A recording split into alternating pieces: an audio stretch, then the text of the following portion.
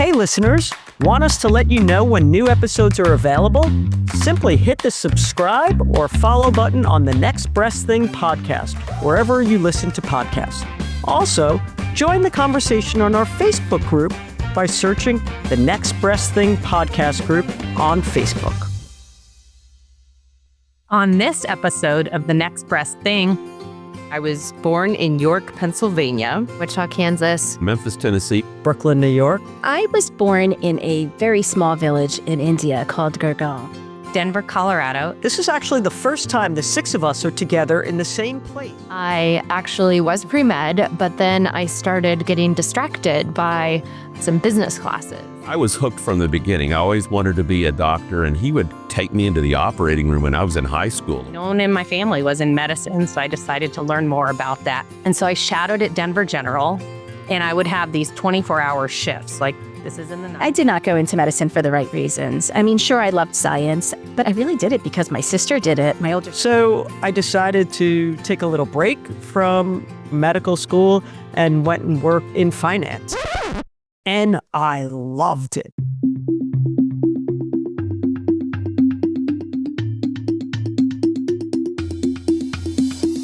This is Carla, Ellie, Michael. Susie. Sitcha.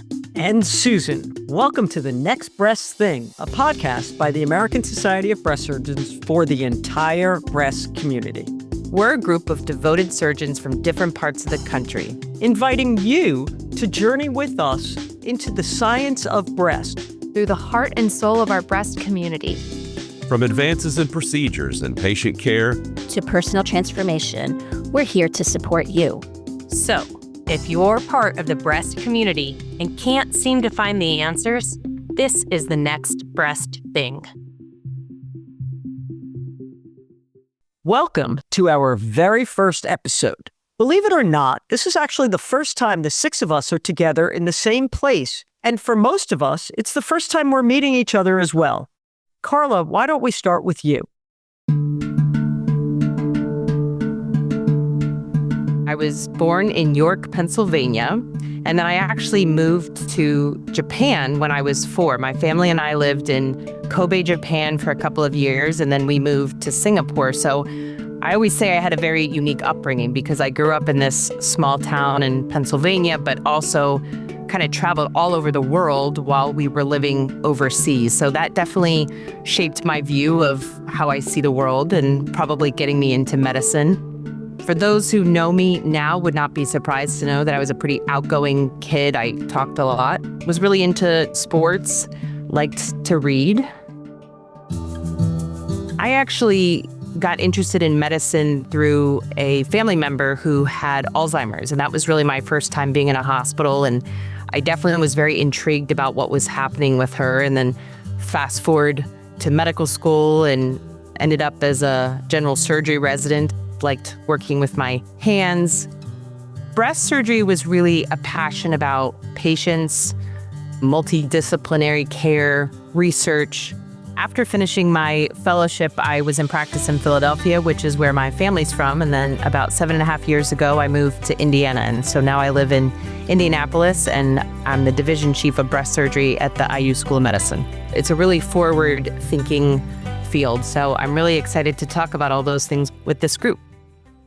Ellie, what about you? Tell us a little bit about your background. I am originally from the Midwest. I was born in Wichita, Kansas, had a very suburban upbringing.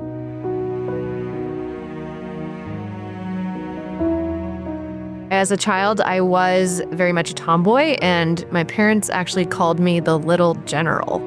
So I always had kind of this bossy attitude, I would say, as a little girl. But as I grew up, it transferred more and more into really enjoying sports, always being active, always playing outside. And I loved working with my hands. When I was thinking about careers, I was gravitating towards things where you could use your hands and actually be very active in your work. And I was good at math and science, and so people said, hey, you should be a doctor. So when I went into undergrad, I actually was pre-med, but then I started getting distracted by some business classes.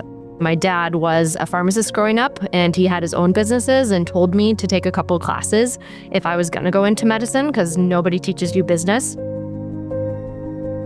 So I started taking business classes, and really this was around 2008 when the housing market crash was happening, and I was just fascinated by everything that was going on in the Wall Street Journal and happening in front of my eyes. And so I actually ended up shifting my major from pre-med into finance, and actually graduated as a finance Bachelor of Science and got offered a job in private equity. Worked in private equity for about a year and a half before I had a come to Jesus moment.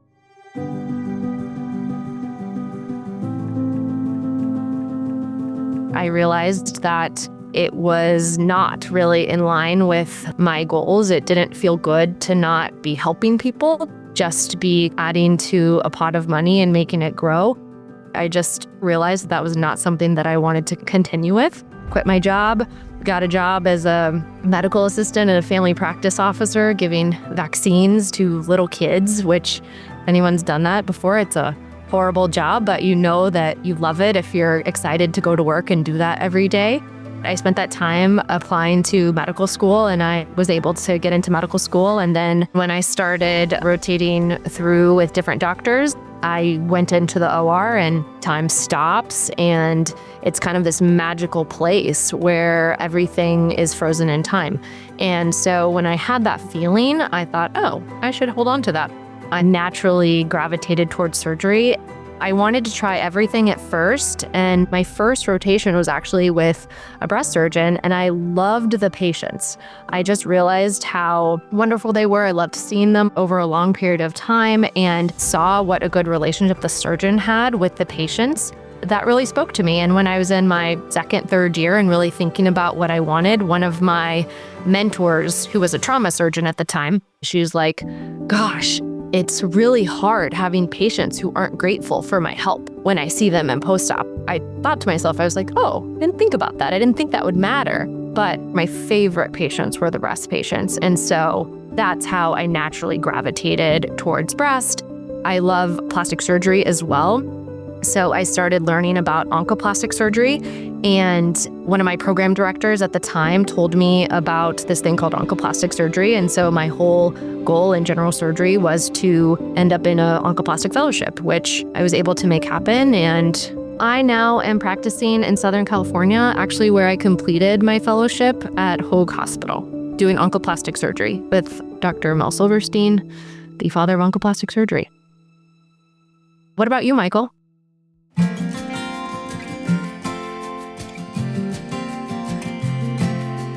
I was born in Memphis, Tennessee when my dad was a resident there at the University of Tennessee. And as soon as he finished, we moved to Jonesboro, Arkansas. It's about an hour from Memphis, so every time we wanted to go to the big city to shop and whatever, it was always going back to Memphis. My grandfather was one of the first doctors in Jonesboro, weirdly delivered John Grisham, the author. So there's my sort of two-dimensional claim from fame. My dad was the first OB-GYN in town. I was hooked from the beginning. I always wanted to be a doctor, and he would take me into the operating room when I was in high school. I was hooked not only for medicine, but hooked also for surgery. Went to the University of Arkansas after undergrad at Baylor University, and then did a residency in Texas, and then came back home. I thought, well, that's a great idea. I'll be a third-generation doctor in my hometown.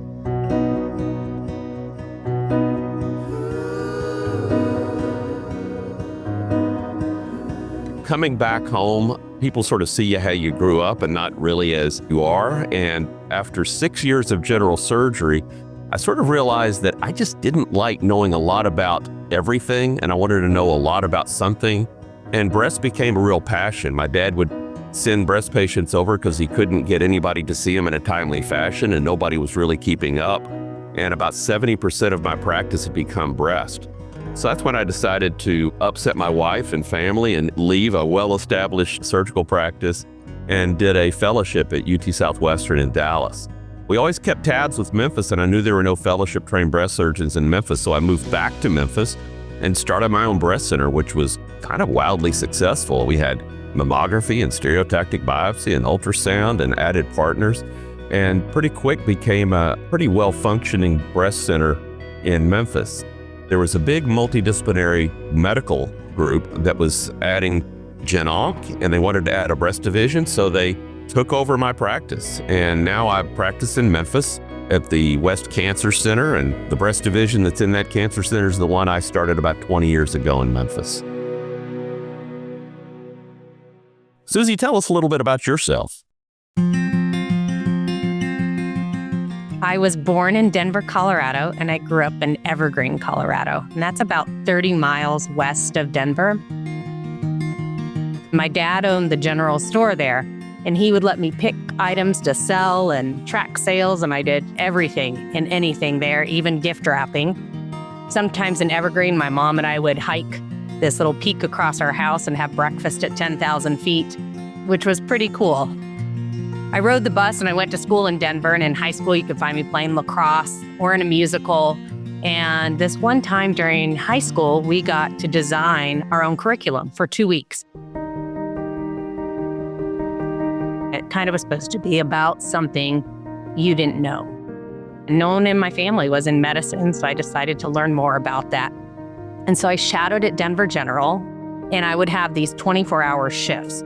I would start in the ER, and then I could follow the patients to the OR and then the ICU. And I was kind of the only continuity of care at that time. And they would literally ask me different questions of what had happened on rounds. And I was like, oh my goodness, this is crazy. But I remember all these crazy things with that. One of them was I had to put a catheter into a 17-year-old boy, and I was so grateful that I had like surgical cap down to my eyebrows and my mask. If it could be over my eyes and I wouldn't look, I would have been better off. Like, I still feel like I turned red thinking about in high school having to do that. I asked a flight crew if I could take a ride on the helicopter, and they said yes. And so I got a tour of Denver. They dumped me off at another hospital, and then I asked the police to bring me back. And I'm like, oh my gosh, if my daughter did that now, like, that's insane. While I worked on that project, I saw the importance of learning another language. So back in high school, I was taking French, and I added Spanish in my free period. I ultimately went to Davidson College in Davidson, North Carolina, and I decided to major in Spanish. And after college, I taught 1st through 12th grade Spanish for a few years, and I leased apartments while working on my master's and PhD in public health. And then I went to the University of South Carolina for medical school. And I always say that surgery picked me. My husband and I, we way overspent on our very first home. We spent $130,000, and we needed to do all the rehab ourselves. And so I had no idea what I was doing. So I bought the Home Depot 1-2-3 book, and I learned how to lay hardwood floors. And so I realized that as I'm laying these hardwood floors and I was doing my rotations, I saw that I was kind of okay with using my hands. And then I also learned that the days were subjectively shorter in surgery than they were in some of the other fields. And so that's how surgery picked me. So I matched at the University of Iowa, and that was really great. There's such a diverse faculty there. I worked on my master's in medical education, and I just thought I was going to go into academics. But I went and did my private practice general surgery rural rotation, and I loved it. And so I made it back home to Colorado. And initially, my practice really incorporated everything. I mean, I was doing lung resections, and over the past 2 years, it's when I became more focused on outpatient surgery like robotics, developed a wound care center, and I'm definitely the breast-focused general surgeon at Boulder Community Health in Boulder, Colorado.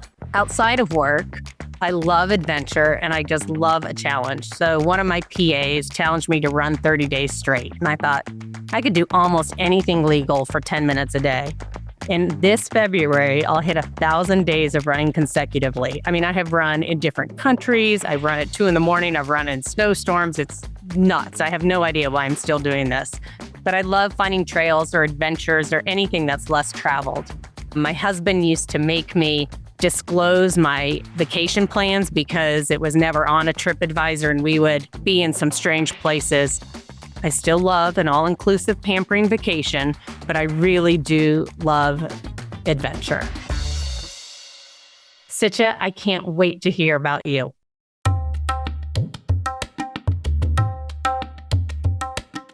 I was born in a very small village in India called Gurgaon. When I was there, it was literally dirt roads. I just remember small houses, dirt roads, nothing there. We used to go every single summer until I was in middle school. And lo and behold, progress, when you think about progress, Gurgaon is now known to be the financial and technology hub of India. The skyscrapers, the amount of advancement in that country is just amazing to see. I moved to the United States when I was 2 years old. So much credit goes to my folks for leaving everything they know to start a new life here in the U.S. My mom came here alone with 2 little girls and a suitcase full of pots and pans and food, just a whole suitcase full of food. I think any immigrant mom would totally get that. I was mostly raised in New Jersey. I am a true Jersey girl. All the Jersey girl listeners out there would know exactly what I mean by that. Every time I try to leave New Jersey, I come right back. Growing up, middle class, both parents worked a lot, but a typical childhood. We didn't have much family in the U.S., but so much love. I had an older sister, a younger brother, good friends, surrounded by culture. I used to dance, play softball. I was also a total nerd, class valedictorian, which is really funny because now that I'm back in New Jersey, I run into people from high school all the time. One of my patients actually brought in my high school yearbook, like the first week I came back, and showed everybody in the clinic, every activity I did, every group I was part of. Everybody else thought it was pretty funny. I did not. I did not go into medicine for the right reasons. Sure, I loved science, but I really did it because my sister did it. And a part of me wanted to be just like her. I wanted to prove that I could do anything she could do, and I could probably do it better. So here we go. So I left New Jersey. I went to Boston University undergrad, came back to New Jersey for medical school, where I really appreciated the support of my family again. I really didn't know what I was getting into. It just kind of organically happened. And here I was in medical school in New Jersey, and I hated it. I was ready to quit. I didn't really enjoy what I was doing. And then I did a surgery rotation. It was all over for me at that point. I spent every moment for the rest of my time before making a decision of what to do, trying to convince myself not to be a surgeon.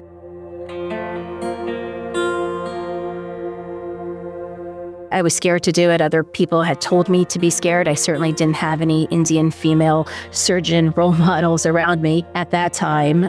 My sister was in emergency medicine. She loved this shift work. She thought the work-life balance was really good. She thought that would be a good decision for me. I tried. I did 4 sub-Is. I really tried out a lot of different fields, but there was really nothing else I liked half as much.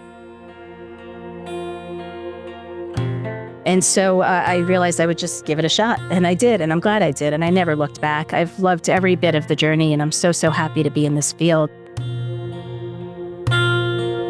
So I stayed here for residency at Rutgers Robert Wood Johnson Medical School. I matched at Memorial Sloan Kettering Cancer Center in New York City for fellowship. I cherished my year there.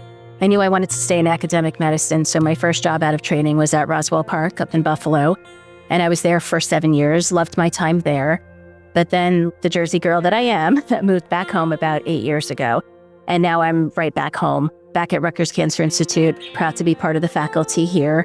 I'm a fellowship program director and associate professor of surgery. It's been a great professional journey. Personally, I was in a long-distance relationship the whole time I was up in Buffalo. So once I moved back home, we got married 2017. I have 2 babies, a 3-year-old boy named Covey and a 1.5-year-old girl named Nikki. Both are just amazing and really the love of my life. So that's it for me. What about you, Susan?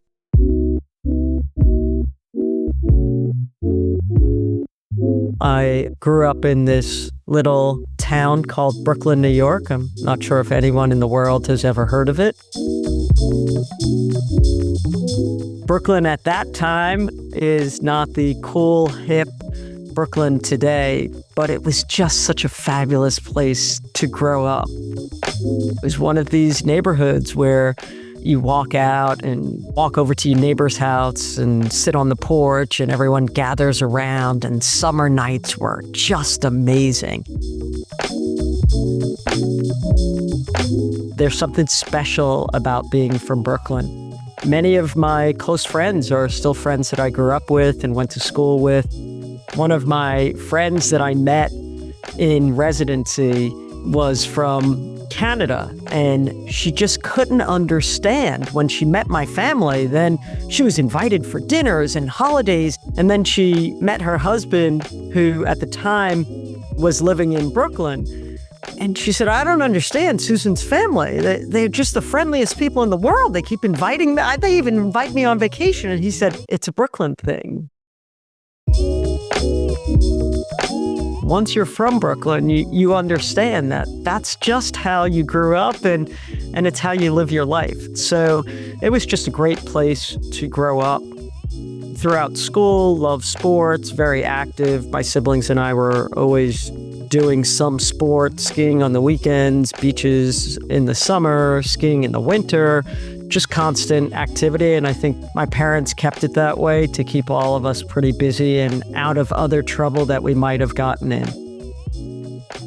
I was a chemistry major in college, pre-med, and then really when the time came to apply, I applied and then sat back and was like, is this really what I want to do?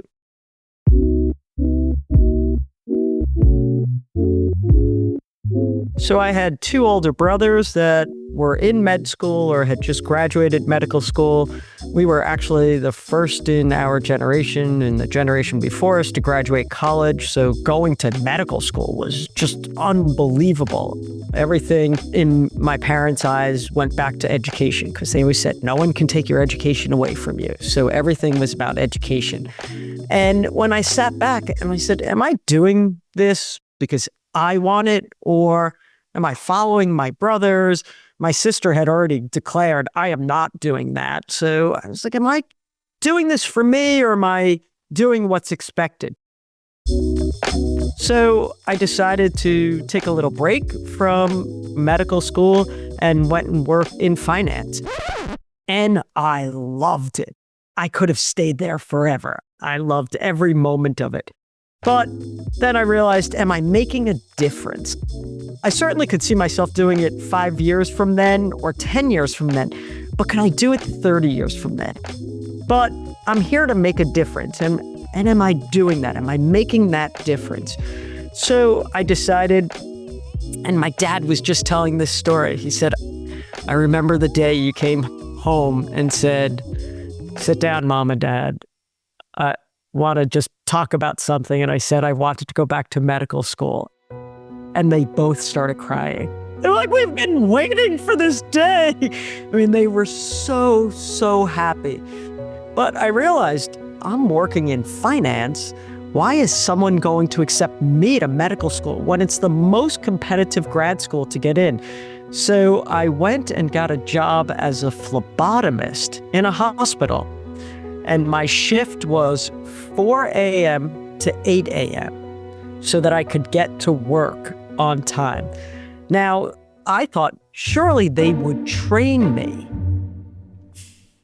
But somehow they must have thought I had experience. So I show up on my first day at 4 a.m.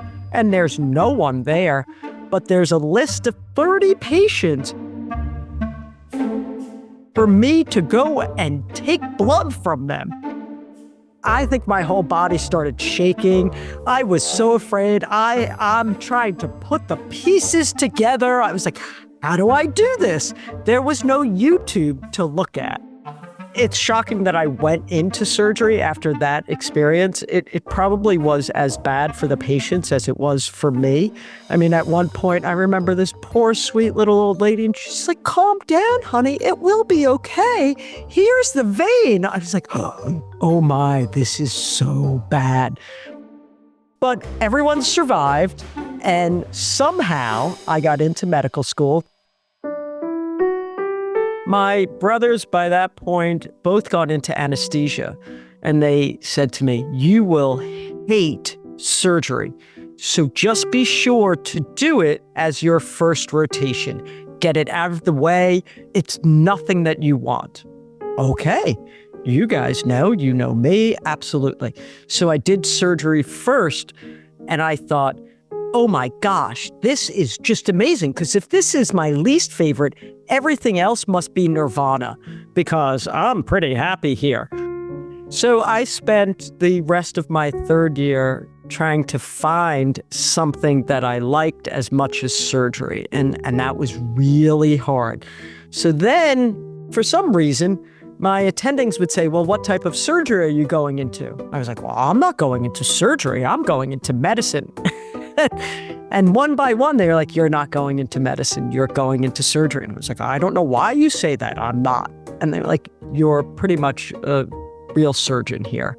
You're not going into medicine." And then I did an AI in emergency medicine because that's what I was going to do. It's so special when someone takes you aside and really cares about you. And the head of the department, this woman named Yolanda, took me aside, called me into her office. She was the head of the department. I was like, she loves me. They want me to do their residency. This is awesome. It's all coming together. And she called me in and she said, "Susan, we love you. You're doing a great job." And I'm like, awesome. Love hearing that. And I said, "I'm so happy because this is what I want to do." And she said, "Oh, you're doing a great job. We've been watching you. And when your shift is over, what is it that you do?"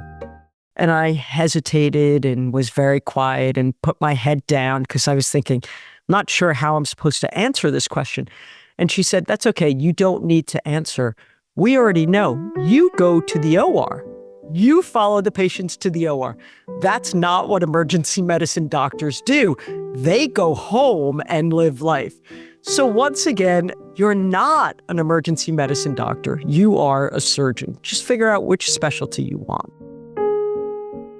Surgery might have chosen me more than I chose surgery, but it is personality driven, as we all know. I matched for my residency back home in New York City at New York Hospital Cornell, and then did my fellowship at Memorial Sloan Kettering and just loved it. And I actually knew from a fourth year med student that I wanted to do breast surgery. So my surgery residency was really long because I knew I never wanted to be in the abdomen. I knew I never wanted to do these cases. I thought they were super cool and loved it, but it was nothing I wanted to do. So it was really long, 5-6 years. I did some basic science research, but it got me to where I wanted to be, and that was taking care of breast patients, breast cancer, benign breast disease. I just loved it then, and I love it now. I worked in New York City for about 20 years. About 5 years ago, joined another health system called Nuvance Health, where I'm the system chief of breast surgical oncology and the breast program, and work in Connecticut and in New York. And I'm just so lucky. I finished my training longer than all of you, but I have a passion. I'm lucky enough to have found my passion, still love it, but boy, I still love finance. Susan, I was going to say, how have you used your financial knowledge as a breast surgeon? I would say I use it every day, not only in my personal life, but as much as we do not want to hear it, medicine is a business. Mm-hmm. And if we don't treat it as a business, we'll lose. Look what's happened along the way. When everyone was in private practice and worked for themselves, they were businessmen and businesswomen because they were running their private practice. Doctors, as they became employed, sort of lost that skill. And we're in the boat that we're in medicine because we've lost that skill. And we really do need to gain that back. Just last week, I gave a lecture to every resident and fellow in my health system the whole GME about finance and investing and the importance of it. I use it in my personal life with my kids. I have 2 daughters, 18 and 20. They invest $100 a month in Fidelity because I said, hey, if you start at 25 to 65, $100 a month, you'll have over $1 million by the time you're 65. And they're my children. So anyone who knows me won't be surprised. They were like, what happens if we start at 18, not 25? So we use it every day. We use it to make decisions as leaders. I use it in the society. You have to keep moving forward. It keeps us being visionaries. And if you don't think of all of this as business, then we lose. How do you use it? I'm early in my practice. I'm in my 3rd year of practice, an employed physician, by the way. But I use it to look up every CPT code, look up every RVU. I use it as a target. I know exactly what I need to do to hit my bonus and go above it. And so I gamify it. People are like, how are you billing for this? I was like, well, if you look at this criteria and this criteria, you can actually bill at a level higher and not being dishonest, but just documenting correctly. And so I use it a lot in that way, but also personal finance. Things like you talked about, like investing early and often and doing those things like the Roth IRA or all of the investment vehicles. But I know so many of us feel so anxious when like that benefits enrollment period comes around every year and everybody's like, oh my God, I don't even know what this means. What am I doing? It helps me have literacy, being able to translate that for my friends, my coworkers, all those things. I think that has helped me tremendously.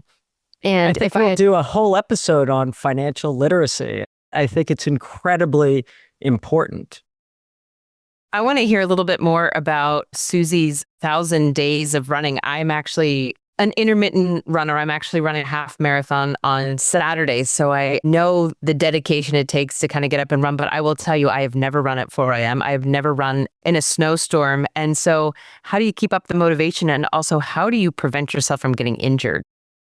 Well, I would say the minimum amount I run is 1 mile. So if that's a day off, that'll be that. And the most I've done on a treadmill has been 20 miles, which was a little crazy. Oh my gosh. And then outside our house, we have 5 peaks that traverse. And if you go with me, we'll get lost. I think it just became a contest. And I don't know when to quit. I've always said, if I get injured, I stop. If I get really sick, I'll stop. And it just hasn't happened yet. But I'm excited. Where's your half marathon? Philadelphia.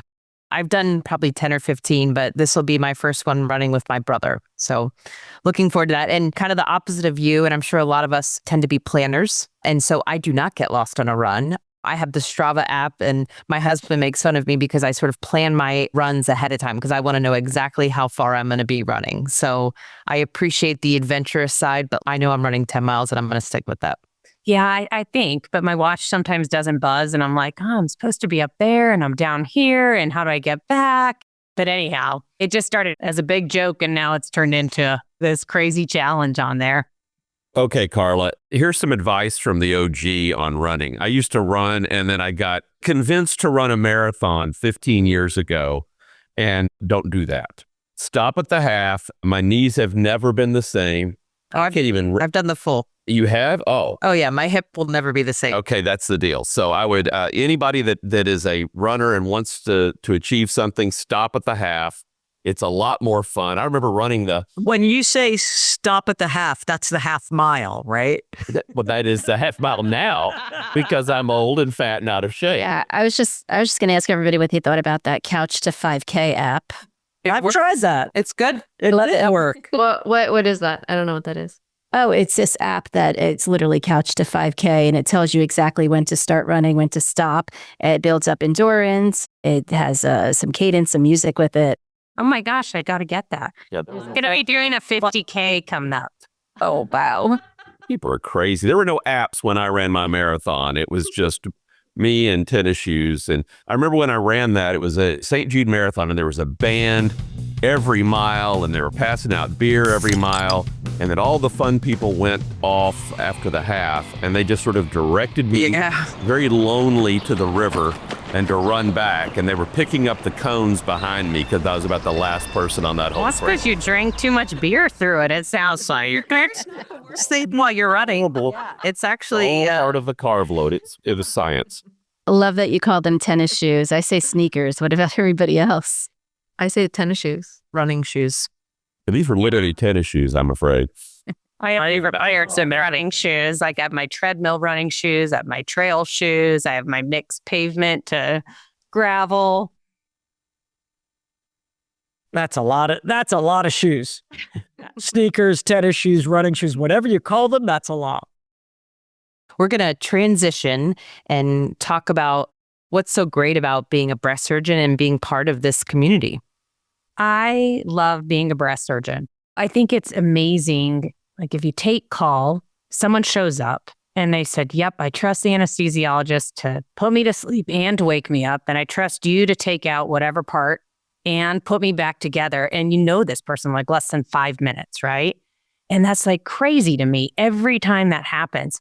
But with breast surgery, I feel like we have the opportunity to really spend a lot of time with someone. And they're at like that most vulnerable aspect. And like we've talked about, their life just changed. And I think it's also amazing that they have choices. There's a lot of amazing breast surgeons out there, and that people still come and trust me to do the best job for them and to walk alongside them, I think is just such a gift. It's where all the fun toys are. New equipment, there's a lot of new stuff going on. And general surgery was kind of the same old surgeries that have been done for 50 or 60 years. Then all the new toys started kicking in. And it was also the ability to kind of have a lifelong association with the patient. You know, you take somebody's gallbladder out and they're in and gone and you never see them again, hopefully. With breast, you sort of adopted this patient for a long time and through a journey. And they keep coming back year after year, and you continue to see them. They continue to be appreciative, and you're always kind of the captain of the ship. You were the first one that really got them started on their journey. And they may not remember their medical oncologist name, but they'll never forget yours. It's been that aspect of it, the long-time relationships and the really kind of fun toys. I agree with both of you. I think the patient aspect is huge. Interestingly, I was working with an intern in the OR the other day, and he commented on the fun toys that I had in the operating room. So that's definitely true. And I think the other thing, especially for those who are listening, besides the patients and how great it is, we all really love the data-driven aspect of what we do, that we know, not everything, but most of the things that we talk through with patients and recommend for patients, I know are probably going to work, are well proven. There's good data behind it. It's boring. We had res ed today with a visiting professor and going through some complicated cases. And it's so much fun because there's some straightforward stuff that we can kind of go over in terms of surgical aspects. But we talked about some new genomic tests. We talked about different types of breast imaging. And so I really enjoy that aspect. No, I don't use a lot of toys in the operating room, so I'm going to have to spend some more time with Michael and Carla and learn more about what you do. You'll love it. I'm all about that. I have a different aspect of it too. Obviously, I love the connections we make with our patients. Today, we called it Family Day at Rutgers in my clinic because 3 of my new patients were either the daughter or the mother of another patient of mine. And I'm sure you guys all see that. You know, we see so many people who work in the hospital come through, and this disease affects so many women. And 1 out of 2 women in their lifetime will have a breast complaint. So we'll see benign disease and cancer, and it's just so prevalent in our society. But my main love of it is the teams that we work with. Just starting here, I'm really enjoying meeting all of you and working together. I think our professional networking and our professional societies allow us to get to know each other with the committees we serve on and the activities we do, and even just within our own hospital and our own departments. I think people who take care of breast disease in general are just really good people. And then also the multidisciplinary teams sharing our expertise and experiences. I love Tumor Board. I just love these academic and practical clinical discussions that generate all sorts of ideas and improvements in how we practice. I think we just work with a lot of really smart people. Well, believe it or not, we're out of time for this first episode. We did it. How does everyone feel? Yay. Good. I thought it was valuable that we've gotten to know each other a little bit better, that we've got to know some of the personal aspects of everyone. I think that's going to help us as we move forward. I'm excited about what's next. I'm excited about the next breast thing. To our listeners, we're so excited you've joined us on this journey, and we'll see you next time on The Next Breast Thing. We look forward to connecting with you on the next episode of The Next Breast Thing, a podcast by the American Society of Breast Surgeons for the breast community. Join the conversation on our Facebook group by searching The Next Breast Thing podcast group on Facebook. Finally, the content within the Next Breast Thing podcast represents the views, thoughts, and opinions of the co-host and may not necessarily reflect the views, thoughts, and opinions of the American Society of Breast Surgeons. Until next time, this is Carla, Ellie. Michael. Susie. Sitcha. And Susan. And always remember, if you're part of the breast community and can't seem to find the answers, this is The Next Breast Thing.